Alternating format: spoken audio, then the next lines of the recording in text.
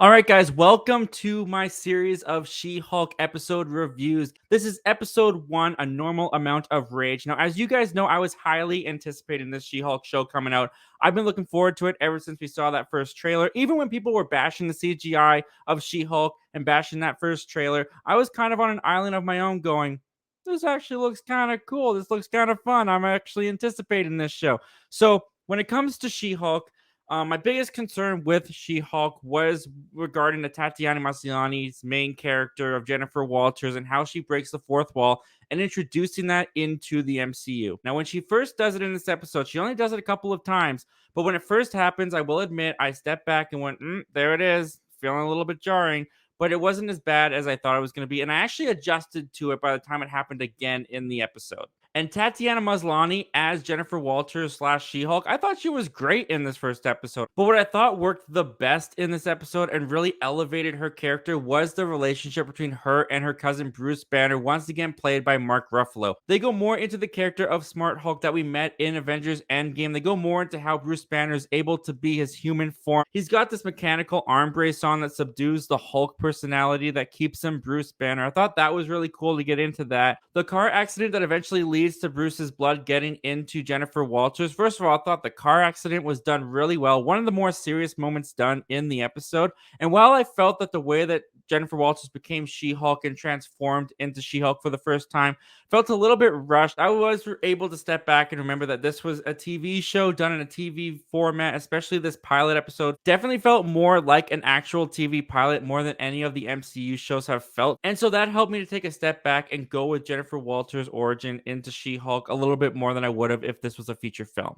Real quick, before we continue with this video, I want to tell you guys about the great folks over at MoviePalette.com. MoviePalette takes a color of every scene from your favorite movie and puts it on a beautiful canvas. Behind me right here, I got their Back to the Future selection hanging up above me, my favorite movie of all time. And MoviePalette.com has thousands of your favorite movies to choose from. And for the wonderful viewers of the Zach Millen Talks Movies YouTube channel, you guys get 15% off of any movie palette of your choice when you go to MoviePalette.com and use the promo code ZachTalks15 at the checkout. That's ZACH Talks15. Not only will you guys get 15% off of the movie palette of your choice, but you'll also be helping out the Zach Millen Talks Movies channel tremendously. So go to MoviePalette.com and use the promo code ZachTalks15 at the checkout to get 15% off of any movie palette of your choice today. And thank you to the good people over at Movie Palette for partnering up and supporting the Zach Millen Talks Movies YouTube channel. All right, guys, let's get back to the video.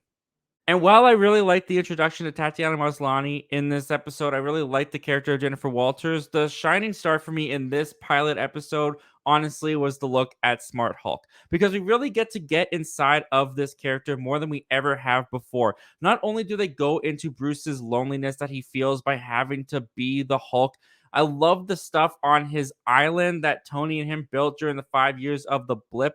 The heartbreak and loss and remorse and grief that you can feel through Mark Ruffalo's performance as Bruce Banner, as he's Smart Hulk, reminiscing about Tony, reminiscing about that loss and his friend, was the emotional heartbeat of this pilot for me. I loved all that stuff. I ate it up. The way that their initials TS and BB were engraved on the bench in the bar that they built together was honestly kind of heart touching. It just takes you back to how these were the science bros of the MCU for so long. And I just love that they gave us a moment to look at Bruce Banner and see the friendship that he had with Tony Stark.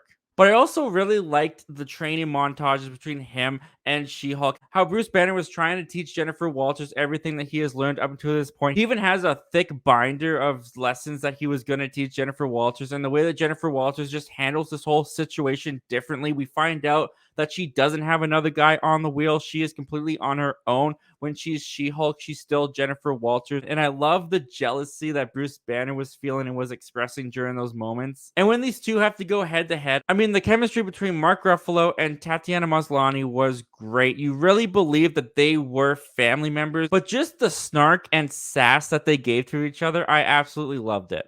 Now, if I had a little bit of a nitpick or a gripe with the first episode of She-Hulk, I don't feel like it always represents the Hulk's weight or strength accurately. There's a scene after Jennifer Walters is being reluctant. She doesn't want to be a superhero. She wants to go and back to her normal life as a lawyer. And she gets in this Jeep, and Hulk stands in front of the Jeep trying to stop her. And she just drives through Hulk, and Hulk's like hanging on to the hood of the car and gets flung off.